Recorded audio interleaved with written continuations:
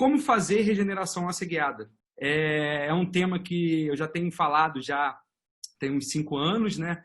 E que eu acabei gostando muito, né, de fazer e de explicar um pouquinho de como eu faço.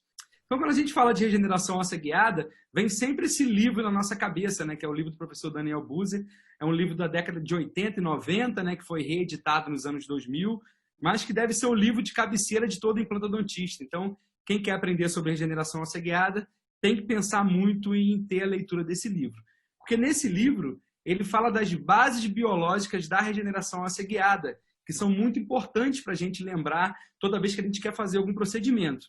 E quando a gente pega as fotos antigas desse livro, e principalmente a gente consegue ver que é uma foto bastante antiga, apesar do livro ter sido reeditado nos anos 2000, é uma foto ainda da década de 80, tudo começou com as membranas de PTFE. Então aqui a gente consegue notar, ó, uma membrana de PTFE sendo utilizada para a regeneração.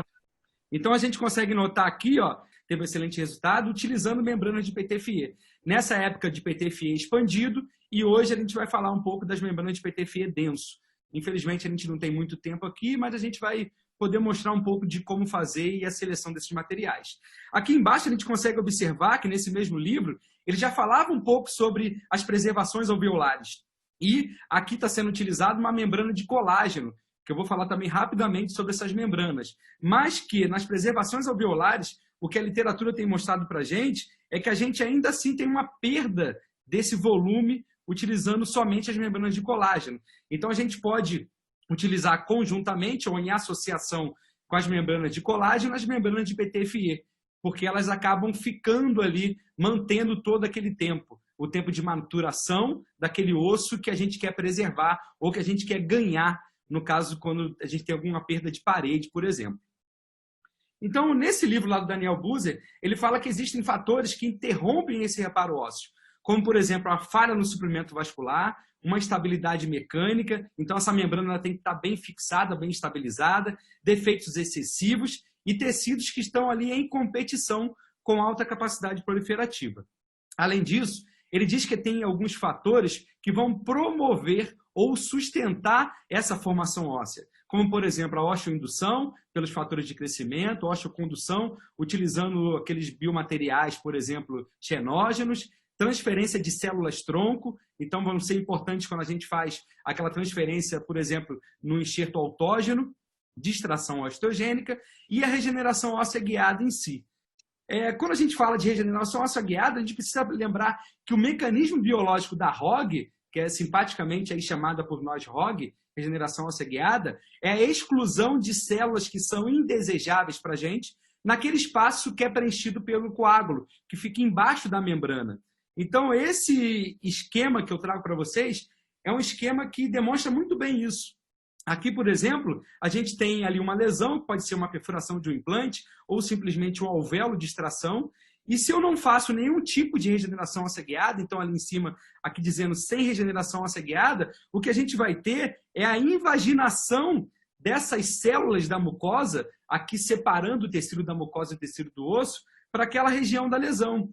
Então, como são células que têm uma proliferação mais rápida, elas vão invadir essa região aqui, onde eu tinha lesão, e eu não tenho a regeneração óssea guiada tão buscada por nós. Agora, diferente disso, se a gente faz a regeneração óssea guiada, a gente tem a mesma lesão e a gente agora pode separar um tecido do outro. Então, aqui eu tenho agora a mucosa separada do osso e ali eu utilizo uma membrana, deixando um tecido separado do outro. Então, agora eu não tenho mais aquela competição tecidual.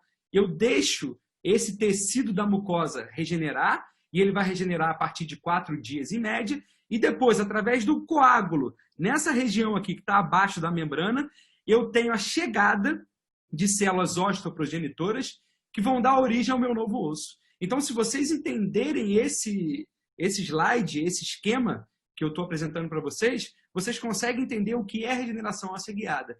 E principalmente, quando eu utilizo membrana de PTFE, que elas têm a superfície totalmente biocompatível, eu tenho a regeneração tecidual, ou seja, a regeneração da mucosa e a regeneração óssea guiada que está acontecendo na superfície abaixo dessa membrana. Entendido isso, a gente precisa entender agora que Esse conceito que foi realizado naquela região foi o conceito da osteopromoção, que é simplesmente a utilização desses meios físicos que vão promover esse isolamento anatômico, deixando assim, permitindo assim, a proliferação dessas células osteoblásticas para essa região específica onde eu quero a formação óssea. Isso pode acontecer tanto numa preservação alveolar, quanto numa regeneração maior, onde eu quero ganhar tanto horizontalmente, quanto eu quero ganhar, às vezes, verticalmente. E aí, entendendo esse conceito de osteopromoção, eu preciso entender das membranas em si. Que tipos de membrana eu vou utilizar e o que é em si essa membrana. Então, esse conceito de membranas de regeneração óssea guiada, ele vai se basear na criação de um espaço para a invasão dessas células osteoprogenitoras e de vasos sanguíneos. Então, a gente precisa lembrar que eu só tenho invasão de células osteoprogenitoras se eu tiver sangramento, se eu tiver a minha angiogênese, porque elas estão chegando através dos vasos sanguíneos. E essa membrana, ela vai proteger essa reparação óssea quanto àquele crescimento que é mais acelerado das células da mucosa. Essas membranas, elas podem ser não absorvíveis e absorvíveis. No caso das membranas absorvíveis, a minha indicação para vocês é a BioGuide, né? Que é o que a gente tem de padrão ouro na literatura de membranas de colágeno. E as membranas não absorvíveis, a gente tem as membranas citoplásticas, são membranas de PT-FE também, mas agora de PT-FE denso. A grande diferença desses PT-FEs é que o PT-FE expandido, ele tinha poros muito grandes, onde uma bactéria conseguia passar. Agora, nesse PT-FE denso, eu tenho poros que são muito pequenos, são nanoporos. Então, uma bactéria não consegue atravessar esses nanoporos. Isso é muito interessante no caso das preservações alveolares, que a gente vai falar daqui a pouco, onde essas membranas podem ficar intencionalmente expostas.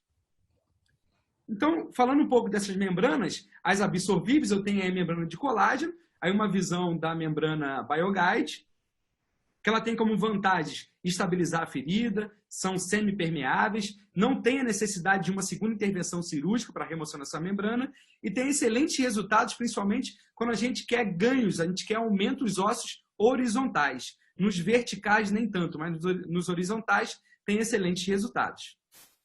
A grande desvantagem dela é que a reabsorção ela pode ocorrer antes do período mínimo de formação e maturação desse osso. Então, tem algumas membranas no mercado, que não é o caso da BioGuide, que a reabsorção é muito rápida. Então, aquele período de maturação, de formação óssea, que começa com 21 dias, que vai terminar com 28 dias, e para um caso de aumento vertical, que vai se finalizar totalmente de 8 meses a 11 meses, às vezes a membrana reabsorvível vai reabsorver antes desse período. Então, eu preciso de uma membrana que vá se manter por todo esse período de maturação e de formação óssea. Então, aí um exemplo da membrana absorvível, né, que é a BioGuide. Aqui é uma técnica Sausage Technique, né, do professor Istvan Urban, que tem falado bastante sobre essa técnica, onde a gente consegue ganhar esse volume ósseo de maneira horizontal. Agora, as membranas não absorvíveis, que são as membranas de PT-FE denso, né, elas também estabilizam a ferida, permitem uma vascularização interna desse enxerto, tem excelentes resultados para aumento ósseo, tanto verticais quanto horizontais, e elas se mantêm por todo esse período de formação e maturação desse osso. Então, a grande desvantagem dela é que eu tenho que remover cirurgicamente essa membrana. Então, eu acabo aumentando essa morbidade da minha cirurgia. A literatura é vasta para essas duas membranas, né? Não dá tempo daqui da gente falar de cada um desses artigos, mas o que eu tenho observado cada vez mais, que principalmente para as preservações alveolares e para os ganhos ósseos verticais, as membranas de PT-FE, ou seja, membranas não absorvíveis, têm uns resultados um pouco melhores. Então, por isso eu escolhi para a gente falar especificamente hoje das membranas citoplásticas, que são as membranas de PT-FE denso. Eu prometo para vocês uma aula falando das membranas absorvíveis, brevemente, falando especificamente das membranas BioGuide. Então, essa membrana é da empresa Osteogenics, né, que é uma empresa norte-americana, e comercializada aqui no Brasil exclusivamente pela Implacil de Bortoli. Eu tenho aí as duas membranas, então essa membrana do lado de cá é a membrana TXT200, então são membranas utilizadas para preservação alveolar, e aqui do lado de cá eu tenho as membranas TI250, que são membranas para aumento ósseo. Então, se eu quero fazer preservação alveolar, eu vou usar a membrana TXT200, essa aí da caixa roxa, o lilás. Agora, se eu quero fazer aumento ósseo, eu vou utilizar a membrana TI250 da caixa vermelha. Essa semana mesmo teve também um Meet da Implacil e eu falei especificamente das TI250, a técnica cirúrgica e o passo a passo de como atingir resultados sensacionais com esse tipo de membrana. Então hoje eu vou mostrar as duas técnicas para vocês, a técnica de manutenção alveolar e daqui a pouco a técnica de aumento ósseo vertical e horizontal. Então na técnica de preservação alveolar, notem o que eu tenho essa membrana intencionalmente exposta, então ela tem que ficar exposta. O grande erro de quando se utiliza essa membrana é querer fechar essa ferida, ou querer fechar esse alvéolo. O que acontece é que eu preciso deixar ela exposta para eu manter todo aquele arcabouço e o volume, e além disso, nessa região mais central, eu ganho mucosa queratinizada. Então ela tem dois tamanhos, né, 24 por 12 e 30 por 25, e eu tenho também uma série de artigos aí na literatura corroborando todos esses resultados de sucesso com a utilização dessa membrana. Então, depois a gente vai falar sobre as membranas TI250, que são membranas para aumento ósseo. Então, aqui um caso rapidamente mostrando sobre esse aumento, tanto vertical quanto horizontal. Então, notem que eu tenho aqui um ganho ósseo muito grande, né? Verticalmente e horizontalmente. São membranas que não podem ficar expostas ao meio bucal, tem várias formas e tamanhos e apresenta ótimos resultados quando utilizado conforme as suas indicações. Então, eu tenho tamanhos ali para todos os tipos de defeito. Então, eu tenho desde o tamanho mais estreito, né, até um tamanho maior para aquela região posterior, onde eu tenho aquele defeito mais extenso. Então, essas duas membranas são de PTFE denso texturizado. Essa textura que vocês estão vendo visa ter uma aderência maior dessa mucosa, são impermeáveis a bactérias, e o nome dessa texturização que tem na membrana é a superfície Regentex, que é o grande fator aí, que é o diferencial dessas membranas para outras que a gente tem no mercado. Então, essa membrana TXT200 eu preciso remover de 21 a 28 dias e ela deve ficar exposta ao meio bucal. E as membranas TI250, elas não podem ficar expostas ao meio bucal e a remoção dela tem que ser de 8 a 11 meses. Então, vamos ver alguns casos clínicos. O primeiro caso clínico, eu queria agradecer as fotografias do professor Eduardo Grossman, que também é um fotógrafo sensacional. Então, esse paciente precisava remover esse molar, né? E aqui já era um rebote cicatrizado, onde vai ser instalado um implante.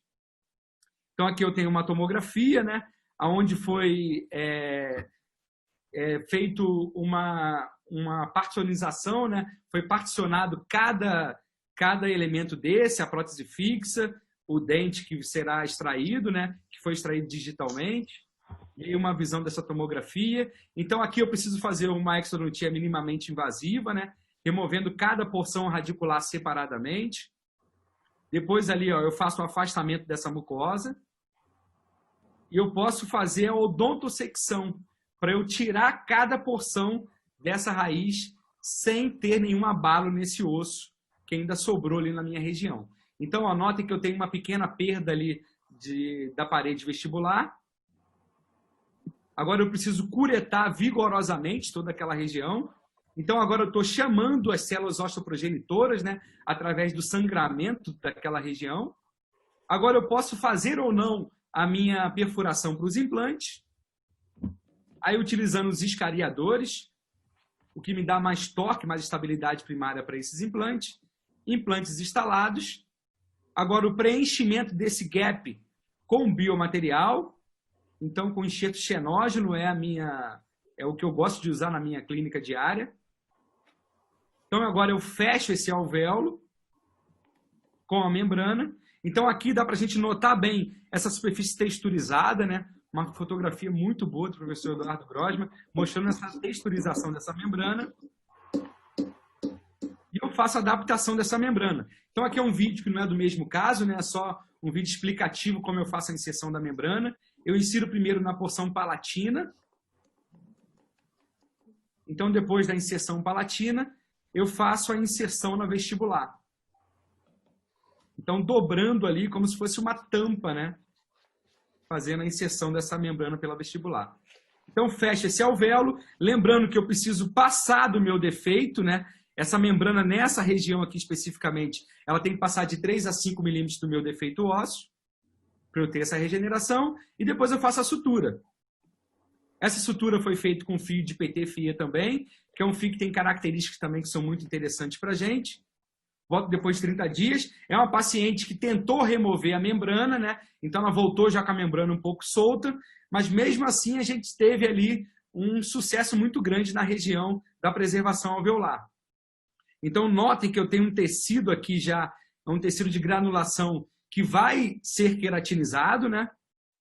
E depois de mais ou menos aí 2 meses, esse tecido já está totalmente queratinizado. Eu tenho aqui um preparo nesse elemento dentário, né? Que vai ficar ali entre os 2 implantes. Uma tomografia de controle.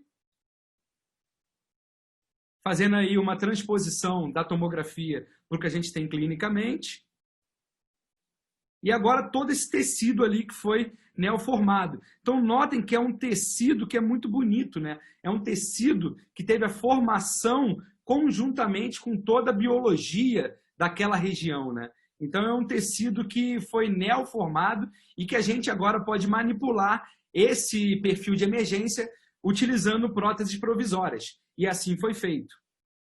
Então utilizando aí os pilares Smart, né, da Implacil, são pilares antigos. Hoje a gente está utilizando os pilares ideais, moldando esses pilares e o dente e fazendo as próteses provisórias. Então eu sempre gosto de deixar essas próteses provisórias em torno de 3 a 4 meses, né, para manipular todo aquele perfil de emergência.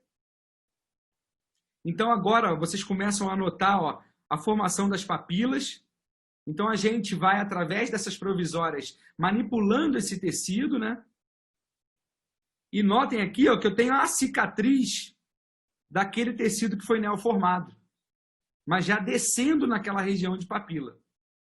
Olha lá que bonito que vai ficando esse perfil. Notem também que aquela região, ó, que eu tinha ali, daquele reborde já cicatrizado, tem ainda uma perda, e aquela região onde a gente fez a preservação alveolar, eu mantenho um volume bastante interessante. Agora já, ó, mostrando a formação de papilas, mesmo em regiões posteriores. Olha que fotografia muito bonita, mostrando aqui a formação da papila. E agora sim, eu posso, através da moldagem desse perfil de emergência, fazer as próteses definitivas. Então, as próteses definitivas instaladas. Notem aqui que interessante, ó, o volume que eu tenho aqui nessa região, ó, é um volume muito, muito legal, ó, e a perda que eu tenho ainda naquela região do reborde cicatrizado. Aí um acompanhamento de 18 meses, né? A paciente trocou aquela restauração posterior, né? E o volume se manteve ainda naquela vestibular. E aí fotografias de controle. Agora falando um pouco do aumento ósseo, né? Então quando a gente fala dessa regeneração óssea guiada para aumento ósseo, a gente precisa lembrar sempre desse artigo do professor Tint, de 1998, onde ele fala que o sucesso da regeneração óssea guiada depende da obediência estrita dessa técnica. Então a gente precisa entender muito sobre a incisão, liberação do retalho, escolha dessa membrana, escolha do biomaterial, estabilização dessa membrana e a sutura. Todo mundo também me pergunta muito o que é mais importante para mim. O que é mais importante é a liberação do retalho e o tipo de sutura que a gente vai fazer, que a gente vai conversar também rapidamente. Então, através desse caso clínico, a gente vai conversar sobre essa técnica de aumento ósseo vertical. Então, essa é a região que a gente vai trabalhar, onde o paciente já tinha um resto radicular que vai ser removido. Então, uma perda já severa, né? Vertical. A incisão foi feita na crista, dividindo aquela mucosa queratinizada que ainda me restou ali naquela região. O dente foi extraído e agora eu preciso liberar esse retalho através de movimentos que a gente chama de movimentos de escovação. Então, por exemplo, com o multi-rombo, eu vou ali fazendo esses movimentos de escovação e vou liberando esse retalho. A dica aqui é que a gente consiga passar ou ultrapassar a oclusal do dente vizinho a esse defeito ou a incisal, nesse caso aí, que é um canino. Agora eu posso colocar o meu parafuso de tenda, onde essa membrana vai ficar apoiada. E ali vocês notaram também que foi feita a decorticalização e a fixação dessa membrana inicialmente pela porção lingual ou palatina, se eu estiver na região superior. Agora eu vou, através daquele espaço que foi criado ali e que tem aquele parafuso de tenda limitando a minha altura da membrana, eu vou colocar o biomaterial. A dica desse biomaterial é utilizar material heterógeno, aqui foi utilizado BIOS com biomaterial autógeno, que foi colhido através dessas fresas coletoras de osso. Então, aí os dois biomateriais misturados e foi colocado lá na região. Assim, eu consigo fechar a minha membrana, selando toda essa região marginal da membrana, né? E foi utilizado os parafusos da linha Ott da Emplacil de Bortoli para a fixação dessa membrana. A dica aqui dos parafusos é a seguinte: utilizem parafusos de 3, 4 e 5 milímetros, que são parafusos que não vão atingir a minha região nobre ali, por exemplo, aquele canal alveolar da mandíbula que está passando ali por baixo. Agora, o tipo de sutura. Então, aqui vocês vão notar também que eu tenho suturas cochoeira horizontal, fechando aqui mais por baixo, e aqui na região superior eu tenho sutura simples. Então, também não dá tempo de descrever toda essa técnica aqui. Prometo aí brevemente uma outra live falando sobre isso, falando sobre essa técnica, mas eu preciso entender que aqui eu preciso ter dois tipos de sutura. Cochoeira horizontal, que vai segurar toda a tensão do meu retalho, e a sutura simples lá em cima, tudo com fio de PTFE. Então, a sutura simples vai fechar as minhas bordas do retalho e o cochoeiro horizontal vai segurar essa tensão dessas duas porções do retalho. Depois de 8 meses, esse paciente volta e uma coisa que eu tenho notado cada vez mais é que eu tenho uma compensação, ou seja, um ganho fisiológico da mucosa queratinizada, que vocês também conseguem observar nessa região aqui, ó. Então, vocês vão lembrar naquela fotografia antes que eu tinha pouquíssima mucosa queratinizada. Aqui eu não fiz nenhum tipo de procedimento para ganhar mucosa queratinizada, mas biologicamente e fisiologicamente parece que o organismo compensou isso e ganhou um pouco dessa mucosa queratinizada. É claro que não é muito, às vezes a gente precisa ainda assim fazer um EGL, mas normalmente a gente tem uma compensação biológica. Então, aí fazendo uma comparação, ó, do que eu tinha, era praticamente só mucosa alveolar, né? E agora eu tenho ali uma espessura muito favorável de mucosa queratinizada. Agora, fazendo a reabertura, né, para remover essa membrana. Então, notem que eu tenho um volume muito legal, né? E quando eu removo essa membrana, eu tenho esse osso que depois de 8 meses, é um osso que eu costumo brincar que está marmorizado. É um osso que a gente bate, o professor Albert mostra muito isso nas aulas dele, é o choro do baby bone, né? Então você bate ali com um molde e você vê aquele barulho oco, né? De que é um osso que realmente está marmorizado. Olha o volume, um volume muito adequado, volume muito satisfatório de osso. Eu consigo ver alguns grânulos ainda de biomateriais, né? Esses grânulos são interessantes que eles se mantenham ainda, né? Para a manutenção desse volume ao longo do tempo. E mais uma visão vestibular mostrando aquele parafuso de tenda, né? Que estava ali livre, né? E agora ficou limitado ali com o osso até a borda dele. Então, note ali, ó, que eu consigo observar onde estava o meu osso antigo e o meu osso que foi ganhado agora através do meu procedimento de regeneração óssea guiada. Como é que era, como é que ficou. Ali, principalmente naquela região onde foi extraído o elemento dentário, eu tenho uma região altamente osteogênica, né? Então favorece muito a toda essa formação óssea que eu tenho nessa região. E fazendo a comparação das duas tomografias. Então essa paciente fez dos dois lados, né? Um lado ficou muito melhor do que o outro, mas o outro lado também ela teve alguns problemas de pós-operatório, ela acabou botando o dedo ali na região, ela não cumpriu o pós-operatório como deveria, né? Mas mesmo assim a gente conseguiu um volume ósseo vertical dos dois lados para colocar implantes de tamanho normal, tamanho regular, né? Aí a perfuração para a colocação dos implantes. Então notem que é um osso que sangra, né? Um osso que está vivo, é um osso que, poxa, muito interessante para essa osseointegração dos implantes. Os implantes instalados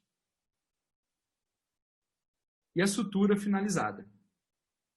Depois aqui nós fizemos já a reabertura desses implantes. Notem que o osso se manteve ali naquela região cervical. E já foi capturada uma prótese provisória, já imediatamente ali, conjuntamente com essa reabertura, né, uma semana depois, para já trabalhar esse perfil de emergência. Então ali as provisórias colocadas. Então a evolução aí do caso, ó, como é que era antes do ganho ósseo vertical, o ganho ali de osso de mucosa queratinizada, né? E a provisória ali já em posição. Esse caso continua, né? Prometo também brevemente mostrar em outras aulas, né, a continuação desse caso. Era isso que eu tinha para falar para vocês também, sobre regeneração assediada. Vou finalizar com uma frase que eu acho bastante interessante, ainda mais nesses tempos agora de quarentena, né? O investimento mais importante que você pode fazer é em você mesmo. Então, conhecimento é a coisa que ninguém tira da gente, é uma coisa que vai ficar para sempre. Muito obrigado e até a próxima.